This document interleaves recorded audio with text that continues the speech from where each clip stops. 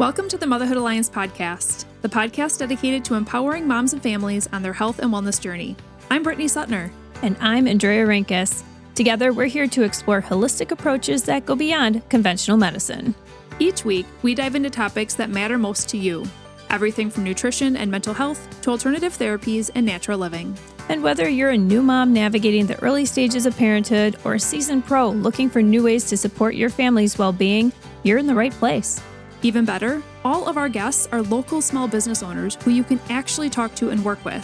You can learn more about today's guest and connect with hundreds of other health and wellness professionals through our informative and easy-to-use directory at motherhoodalliance.com.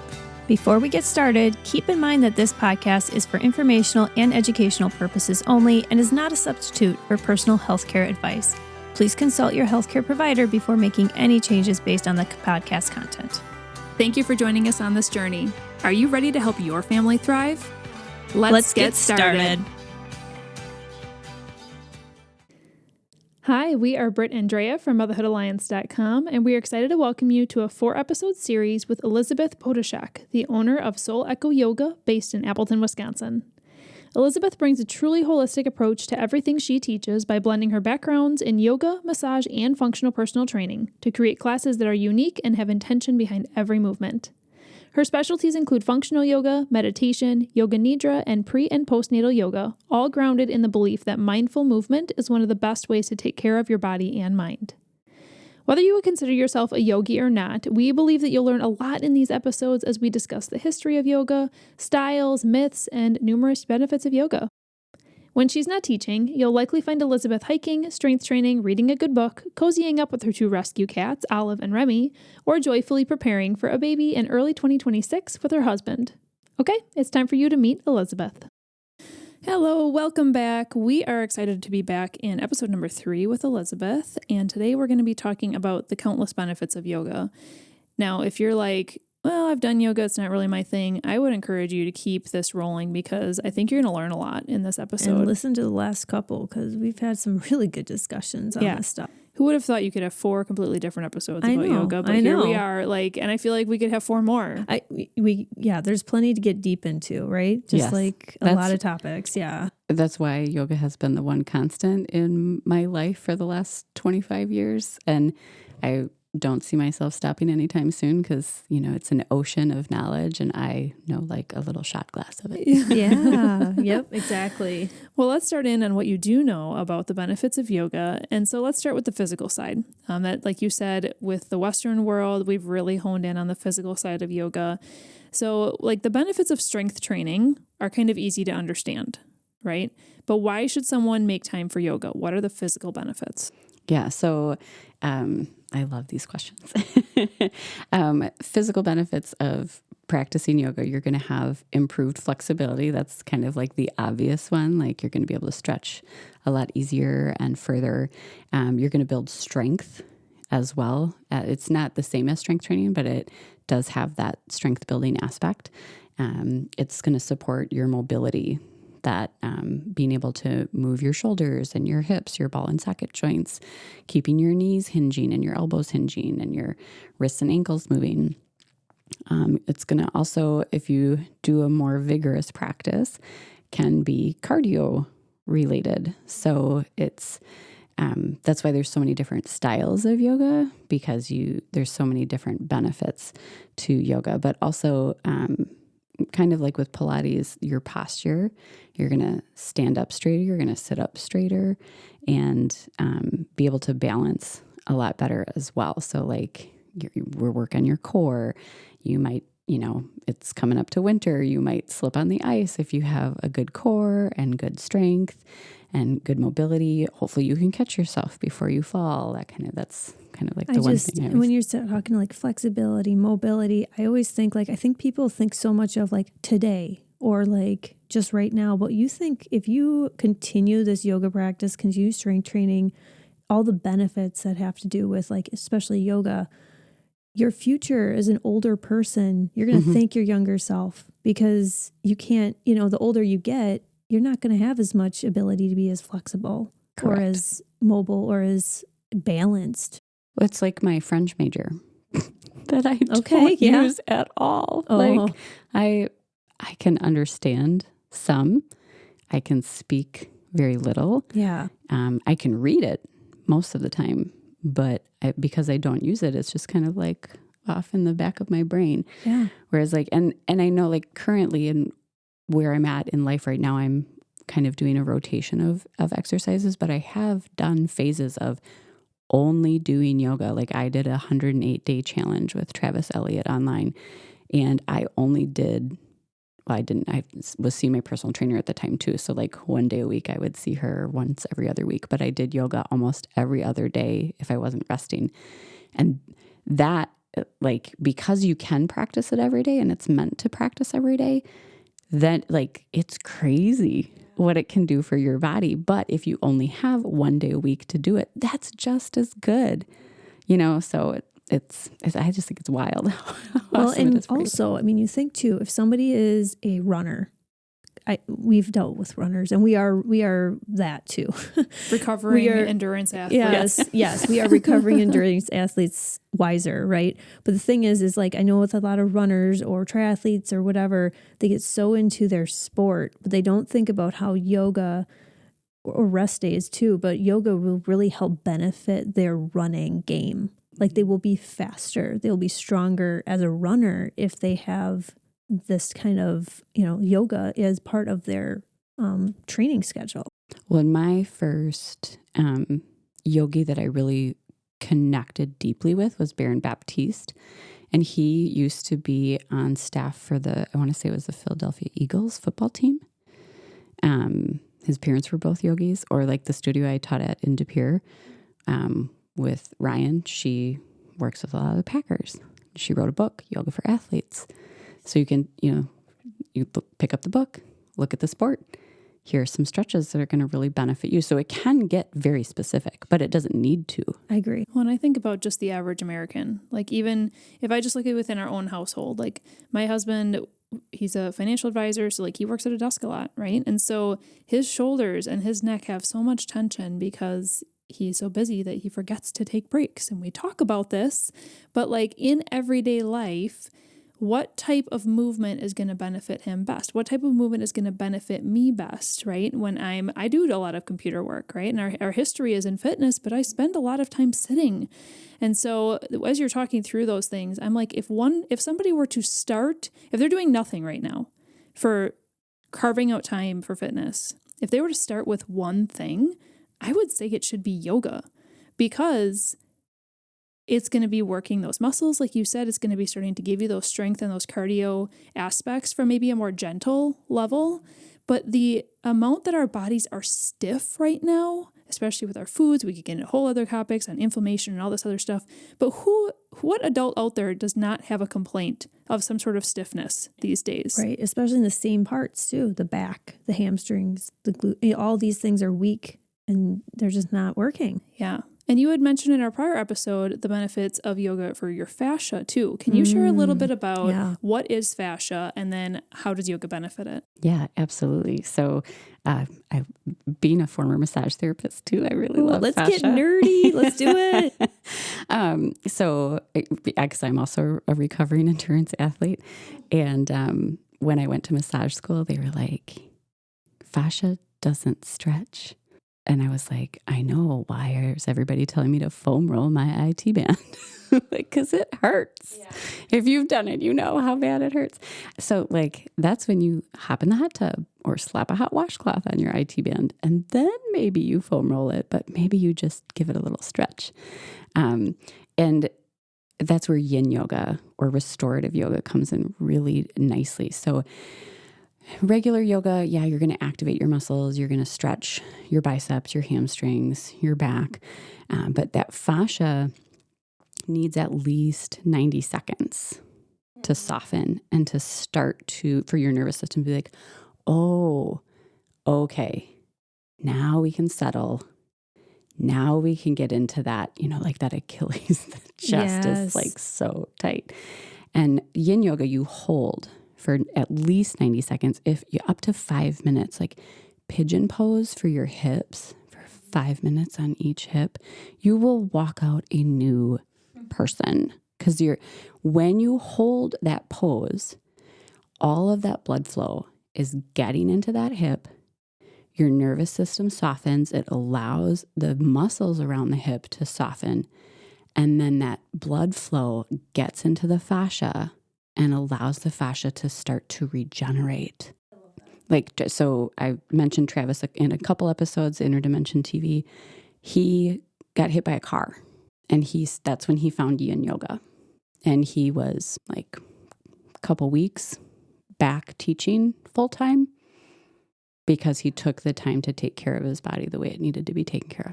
Your body, well, and he was teaching yoga before that too, right? Mm-hmm. So he had been practicing that and, training his body, and to then be able to know that he needed the rest and letting his body heal itself with all that extra blood flow and everything else, and to be able to go back. Yoga's magic. Yeah. Yoga is the fountain of youth. Yeah, I feel like every single adult, every person, every teenager, but every adult, gosh, if they just incorporated 2 days a week of 20 minutes of yoga and, they could focus on what specifically they feel like they need, they could feel so much better in their body. And I love how the yoga world is evolving because there's so many videos. Like my husband works at a computer as well. Like there's 10-minute like office yoga or desk or chair yoga stretches for the desk jockeys out there. Like there are things that you can just do at your desk if you need a little break. Like we need balance, right? So if we're leaning forward and slumped, we need to have that counterbalance of stretching out the chest, things like that. That's so important. So one thing you said, and I know we've touched on this in previous episodes too, about the time. So somebody might be like, okay, I love the idea of stretching out my fascia and getting more blood flow, but I cannot fathom sitting in one position for 2.5 minutes or whatever it is, like 90 seconds or like 5 minutes. That seems like a lot. What would be your reaction to that? Or how do you think you could encourage somebody with not only the knowledge of what they're doing for themselves, but how would you encourage them? It is a perfect segue into the mental benefits of yoga. Okay, let's talk about that. That's beautiful. Because that literally becomes, that is no longer a physical issue. That becomes like, where is my brain? Yes. Because a lot of times when you're uncomfortable, your brain fights it, tells you no, no, no. And I always tell people, like, when I was personal training, like if you don't feel like working out, just start. Just do it for 5 or 10 minutes. And after 5 or 10 minutes, if you feel like quitting, quit. Do you know, obviously 99% of the time they get going, they're like, I feel great. I'm going to keep, I'm going to do my 30 minutes or whatever. Yeah. So that really, like it's so easy to hit the snooze button or to, do the dishes or the laundry or whatever the to-do list is calling you to do. And it's that mental discipline of making that choice of I'm going to just sit and breathe for 5 minutes, or I'm going to just do some ankle circles or wrist circles while I wait for my latte I do tree pose at the grocery store if I'm standing in line because I don't self-checkout, so like I'll just, but the mental benefits of yoga. So we reduce stress and help balance emotions when we take the time to, move our body and connect in that way that yoga does with the body and the mind. It helps. We were just talking off the mic about some anxiety. So it can help alleviate anxiety and depression because it gets those good hormones flowing. You're doing something good for yourself. You're getting out of your routine. That helps with like breath and mindfulness. We talked about like just being in the moment and paying attention to your breath. And then it strengthens your focus. So who isn't like totally ADD right now, like with how fast information is coming at us and how short clips are on social media. I even find myself reading, as I was researching some of the stuff for these podcasts, like I can read a couple paragraphs and then I take a break and go and do something else and come back to it. And that's, it's not optimal, but it's where we're at. Well, yoga is a practice. You literally, and you can think of this as literally practicing slowing down and training your brain to be more focused on something for longer and getting more comfortable with that. It's a practice. Because for me, it would be definitely a practice. Yeah, I have a question to circle back to everything that you've kind of been explaining is that piece that you said of our brains, like if you're sitting in a pose and it's uncomfortable for you, but it's fine. Like you should be working through it because it's good for you. Right, it's exactly. just uncomfortable, yeah. But your brain is telling you, no, get out, ouch, get out, right? Mm-hmm. My question is, so like my husband, I know what he would do. He would put in a podcast so that his brain is distracted, so that he's not thinking about the pain of that specific pose and he can finish it and work through it. That is not bringing him toward that practice of being able to strengthen the muscle of being peaceful, but it's also allowing him to experience the physical benefit in maybe a longer time frame than he would have if he wasn't. So how can you kind of like balance this, and can you get those mental benefits even if your brain is busy, or is the mental benefits really coming from the slowing down and shutting off the world? Yeah. That's a good question. The latter, definitely the latter. So that self-awareness only comes from that stillness, so like when I was kind of recovering from being an endurance athlete, the whole, like, if you listen to when your body whispers, you won't have to hear it scream. Like just because you can doesn't mean you should. Mm-hmm. That was a really hard pill for me to swallow. And so my suggestion would be to find a teacher or a program that you feel comfortable enough with, where it's that silence or that holding or that physical discomfort is taken care of in that session. So I started with Baron Baptiste and his cueing and how he helped you through those things. Like, because there's, like a good instructor will allow you some space and time in an uncomfortable pose and give you the mental distraction you need and the option. So just like giving physical modifications for poses, a good instructor will allow space and time for you to process and potentially give you some cues to help you deal with that, I love that. mental and physical discomfort. And you don't have to start with 2 minutes or 5 minutes of a pose. You could start with 15 seconds, 30 seconds and build, I would think, Yeah, it's a practice. And I know in our next episode, we're going to be breaking down some pieces that you talk about. So like 5 holistic yoga practices. So we are going to be breaking that down in the next episode, but I know one of those I want to touch here on is the breath piece. Because as you're holding a pose or you're feeling that discomfort, but it's so good for you, the breathing piece is going to be critical in helping you relax your body and your mind. Yes. Right? Because oftentimes when we're in a pose that is slightly uncomfortable, our muscles all around that area are tightened. They're not releasing, and then we're actually not letting that to release. We're not like allowing it to just melt, right? And so this is actually pretty deep, isn't it? Like there's so much actually going on here. So I want to save some of that breathwork conversation for the next episode, but can you kind of define what is a yoga breath? Because I've heard that in yoga classes. And then like how is it different? Yeah. So my personal journey with this was when I was a triathlete, when I did my 1 sprint distance triathlete. I'm not a swimmer. It was my hardest thing. So I took about 16 classes with the gym that I worked at. And you cannot yoga breathe in the pool. You tried? You will. I mean, I never float. I never floated and I never learned how to float. And so the yoga breathing is your worst enemy in the water. You need to hold air in your lungs, obviously, when you're trying to float. So that was a whole, because I was trying to relax myself in the water. And so I was trying to yoga breathe, and that's not going to work for you. Okay. So what is actually yoga breathing? Yeah. So, and that's how I start all my classes, and if you go to a class and they don't start this way, that's fine. But we are so distracted and so busy. And when you show up at your yoga class, you need to settle down from your day. For sure. And you need to make that connection. And so like I've taken, so in yoga, we call breathwork pranayama. Prana is the breath. And it's, like if you didn't have eyes, you can still function. If you can't smell, you still function. If you can't speak, you can still function. If you can't hear, you can still function. If you're not breathing, you're dead. Like you can go without food, you can go without water. You cannot go without air.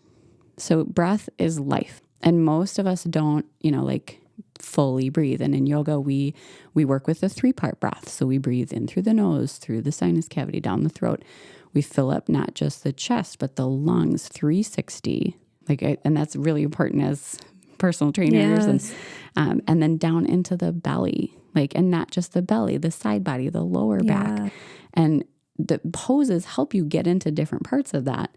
But if you can't connect with that, your class is just not going to be optimal. Yeah, you won't get into it. Like maybe at the end you might feel a little benefit, but it would take forever. I almost feel like you need a intro class to the beginner yoga series where it's like teaching them how to do this, like how to breathe. Yeah, that takes that takes some very intentional, and it's uncomfortable. It is, yeah, especially for some people who are belly breathers or who breathe through their shoulders, like to fill up your entire or to retain ribs. Your breath. Like some of the breathwork practices are just so uncomfortable because it's you get like in your head about it. And you're like, oh God, So we can talk about that. I know. I kind of want to do a whole other episode on that. Yeah, Goodness. Yes. We will discuss it more in the next episode. But before we close this one out, I do want to also talk about the social aspect and the social benefits of yoga. What would you share about that?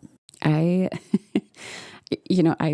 love my yoga practice at home. However, there's something to be said for showing up to a center, a space, a studio, and practicing with other people. And